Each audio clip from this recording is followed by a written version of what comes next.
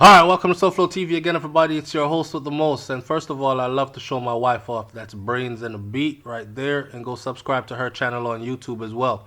That's her right there getting ready to go to the Buju Banton concert at the National Stadium in Jamaica. And of course, we were there and it was simply electrifying. What you are about to see are a bunch of clips from that night. But I'm going to set that up for you. After the clips, then you will hear me narrate over a bunch of pictures also from that night.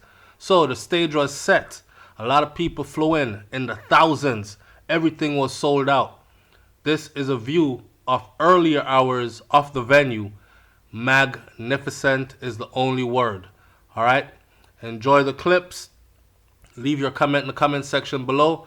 And for those of you who missed being able to show up in person, we enjoyed it fully for you as well. All right, catch you in a few.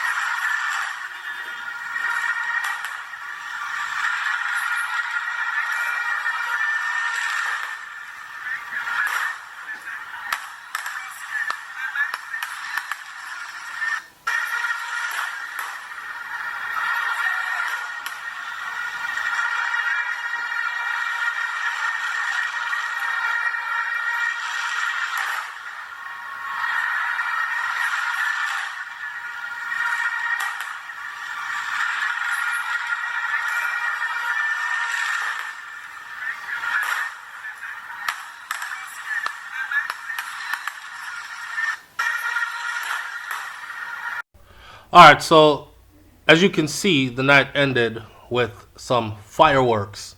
And I must tell you that Buju Banton's entire performance was nothing but fireworks. Okay? Listen, I made a claim earlier on another video on Instagram where I said that Buju Banton is definitely the reigning king of reggae music. People are already coming at me over that, saying, SouFlo, I guess there's a video coming where you're going to explain what that means, because that's a hefty claim. Listen, you would prefer to keep the crown on a dead man's head than to crown a king while he is still alive. And I don't want to hear anything about his past. The past is there for a reason. That's why it's called the past. The present is here for a reason. That's why it's called the present. And the future is there for a reason. That's why it's three different things: past, present, and future. Okay? Buju Banton is here now in the present, moving into the future. So we honor and we crown this king. It was electrifying in that stadium, to say the least. Listen, this, let me see how to put it. I was at a loss for words. So we got to the venue, and by the time I got there, the venue was really packed. I was with my wife, and we had our aunt babysit for us the night with our son.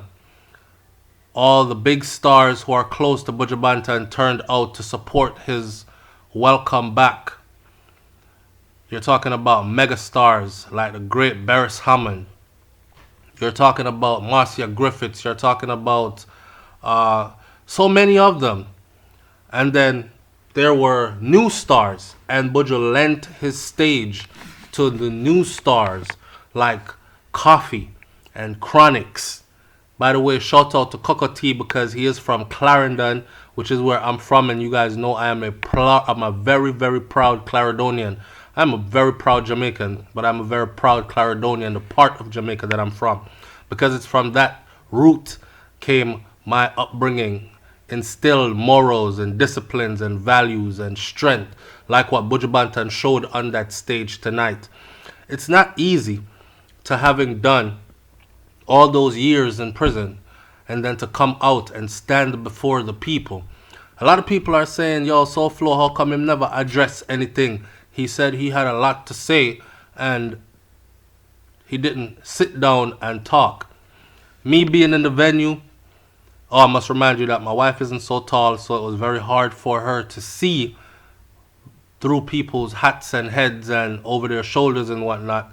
But there were big screens, and that's where our cell phones were able to capture footages from different angles and whatever of the big screens, but not necessarily the stage, because although we had seats, we were far away from the stage and we did not even make it to our seats. The place was jam-packed when we got there. Now, I found myself wanting for Buju to stop performing at some point and address the crowd, right? Say a little 5-minute something of where I've been, what I've been through, and how I'm moving forward now. But I won't hold it against him that he chose not to. I think what he meant, and I said this in another vlog earlier, he meant he had so much to say, but he was going to say it in songs. Take, for instance, when him and Wayne Wonder hit the stage. He counted down for us 8 years, 300 and how many days, minutes, down to the seconds before he walked out of that facility, right, back to his freedom. And then he just ripped into a song about he don't care what's in the media, he don't care what people say, but he did so many time in prison and no sexual molestation. In other words, then he wasn't into that in prison, because you know there was this rift between his son Marcus Myrie, the producer, mega producer, and Buju Banton. And Buju addressed that in a song, because his son came out and said, I can't believe. Can you believe the man who sing Boom Bye Bye? Your father. How you think it must make you feel when you find out he's the one of the biggest Batman in Jamaica? Very, very distasteful and he took that to the media, right? So I think Buju addressed that right away. Don't get no funny ideas. I wasn't into no funniness behind bars and all that. Buju's still rough and rugged. Yeah. What I must say, and also the way he sang a certain particular song where he went down on his knees, and it was as if he was begging for forgiveness, not necessarily from man, but he was pleading his case before the people to the Most High. You understand what I'm saying? It was a very spiritual, moving experience to be there. I almost want to say it was something churchical being in there. One person said, yo, I haven't been to church since last year, March. But this right here, I swear, this, but it was electrifying. I'm going to keep on using the word electrifying because it is the word that sums this up, right? Electrifying. He is a maroon for sure. And around his neck, you can see that horn. He was in his element tonight. Roots and culture, real roots and culture. Buju Banton was powerful. His voice has gone nowhere. I think for the whole time that Buju has been incarcerated, I would think that he has been rehearsing for all those years, almost a decade. Because he came out in top form. There are so many things that happened that night at this concert that young, upcoming, now with their foot in the door entertainers could take a lesson from Buju Banton about crowd control, about using up the stage, about entertaining the people, serving the people, about voice control, about being in physical health, good physical health. A lot of these young artists, they smoke, drink a lot, and they don't exercise enough. And when they go to do a show, by the time they do the first sentence in their favorite song, they have to yell out, "Dash!" or "Wheel and come again," or something like that, because they are unable to go because they're now out of breath and blowing hard. Buju Banton amazed me because he came out knee lifts like it was a track meet and he was getting ready to run his race. And he was high energy the entire night. His shirt was wet. He worked. He worked. He worked the stage. He worked. He serviced the people. Everybody got what they came for. To the people who missed out, we made it a point, myself, Brains and the Beat, made it a point to fly to Jamaica. And we had just been in Jamaica a month ago. That's how we were able to give you the 10 vlogs of us being here. And we made it a point to fly in again because we wanted to witness this historic moment, right? And historic it is. Now, to the whole, Buju Banton is the king of reggae. Y'all know I'm a Vybz Kartel fan. And Vybz Kartel, for me, is the reigning king of dancehall music. There are many kings. I don't know why people get all flustered when you say, you know, there are many kings, but who is the reigning king? See, the crown will never go. The throne is always there. The throne is always there. It is who sits on the throne at what particular time, right? And right now, the reigning king of dancehall music is Vybz Kartel. The reigning king of reggae music is Buju Banton. It's not Bob Marley. It's Buju Banton. People are going to say, oh, SouFlo, yeah, try to Bob Marley been dethroned. They're going to start to go for how many records Bob Marley sells and that Bob Marley never got in trouble with the law and all this other stuff. Bob never got a Grammy. Buju got a Grammy. You know what I'm saying? And we can go on and on, back and forth, but witnessing what I witnessed, that is what I have to come away with tonight. That this man right here is our reigning king of reggae music. Yeah, people are going to say, want him to Sizzla then, or want him to so-and-so. Sizzla has so much work put in. Sizzla is another king. But reigning on the throne right now is Buju Banton. And the reason why I say that is because Buju's music transcends racial barriers, it transcends time, it transcends space, it transcends everything, and it just connects. And the only other person that does that really, well, I can't say the only other person, but Bob Marley did do that on his level. Bob Marley is gone. We can let go of that now, right? And that's life is for the living, and death and beyond is for those who have come and lived and have left life.